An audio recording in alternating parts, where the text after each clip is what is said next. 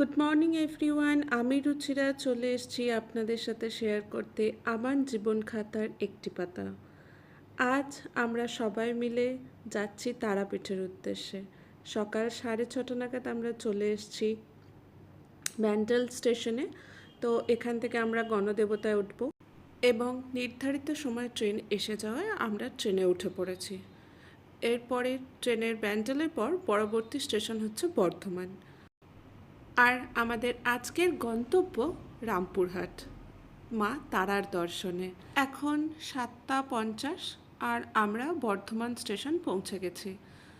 তো বলতে গেলে আমাদের এই মা তারার দর্শনে যাওয়ার প্রধান কারণ হচ্ছে সৌমিক, মানে আমার হাজব্যান্ড, ও কখনো তারাপীঠ যায়নি। ওর খুবই ইচ্ছা ছিল মা তারার কাছে গিয়ে পুজো দেওয়ার, তাই আজ আমরা চলেছি সেখানে। এখন এই 9টা মতো বাজতে যায় আর ট্রেন চলে এসছে বোলপুর।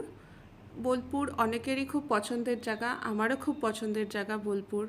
তো এই বোলপুরের ওপর দিয়ে আমরা বেরিয়ে যাচ্ছি এখন 8:39 দেখতে পেলাম ঘড়িতে, ট্রেনের ঘড়িতে। আবার নির্ধারিত সময় ট্রেন ছেড়ে এবার আমরা রওনা হতে চলেছি রামপুরহাটের উদ্দেশ্যে।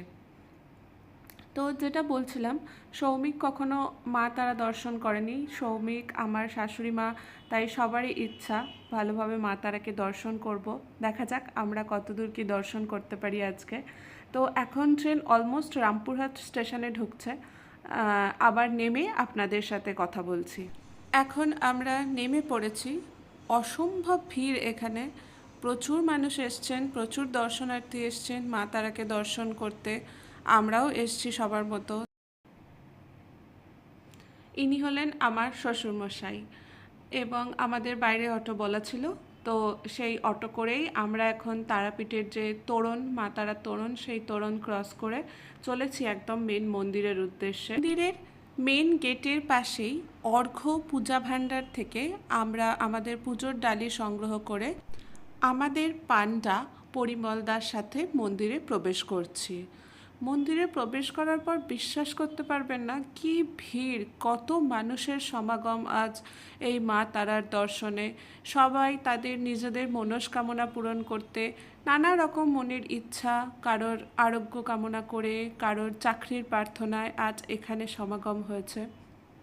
আমরাও সেরকম লাইনে দাঁড়িয়ে, অনেকক্ষণ লাইনে দাঁড়াতে হয়েছিল। লাইনে দাঁড়িয়ে ভিআইপি টিকিট কেটেও অনেকক্ষণ আমাদের এই যে লাইনে দাঁড়িয়ে থাকতে হয়েছিল।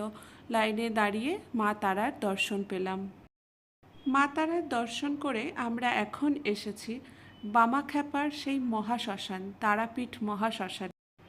এখানেই তারা মায়ের চরণ যুগল আছে স্থাপিত, কিন্তু সেখানে প্রচণ্ড ভিড় থাকায় এবং আমাদের পুজো দিতে অনেকটা দেরি হয়ে যাওয়ায় আমরা আর সেখানে লাইন দিইনি। বাইরে থেকেই মাকে স্মরণ করে প্রণাম করলাম এবং মহাশ্মশানের আশেপাশে একটু ঘোরাঘুরি করে আমরা খাওয়া দাওয়া করে আবার রওনা দিই স্টেশনের উদ্দেশ্যে। ওই টোটোই বলা ছিল, ওই টোটোতেই আমরা আবার স্টেশনে আসি এবং এসে আমাদের ফেরার টিকিট কাটা হয়েছিল শহীদ বলে একটি ট্রেনে। এটি রামপুরহাট থেকে হাওড়া যাবে, কিন্তু ভায়া কড, বর্ধমান থেকে কড লাইন ধরে। তাই আমরা কামারকুণ্ডুতে নেমে আমি যাব শেওড়াফুলি। তো কামারকুণ্ডু থেকে আবার উপরে তারকেশ্বরের ট্রেন ধরে শেওড়াফুলি চলে যাব।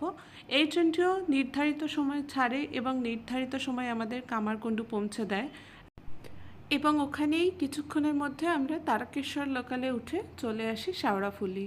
ট্রেনে বাপি ছিল, তাই বাপির সাথে আমরা সবাই গল্প করতে করতে চলে আসি এবং আমাদের তারাপীঠ ভ্রমণ এইভাবেই শেষ হয়।